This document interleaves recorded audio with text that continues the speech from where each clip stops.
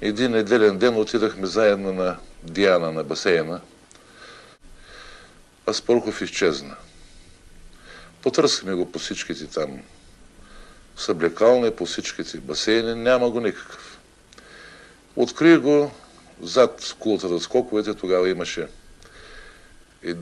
една баскетболна площадка да играе с мълчугани.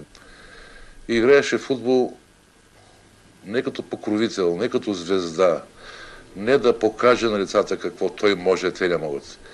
Играеше така, сякаш че от тази игра зависеше животът му. Викаше, сърдеше се.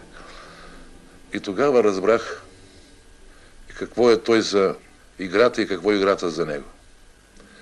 Бяха го запитали, какво е за вас футбола? И той беше отговорил, едно с нищо несравнимо удоволствие. За големия талант това е най-характерното. Е за него удоволствие.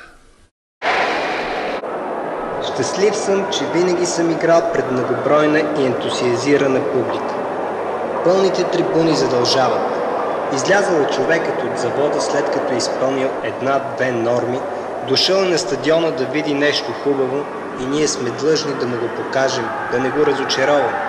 Просто трябва да изпълним нашите норми на терена. А като си представи човек, че мачът се предава и по телевизията, няма къде да се скриеш, трябва да играеш. В спорта чувството за дълг е много добре изразено.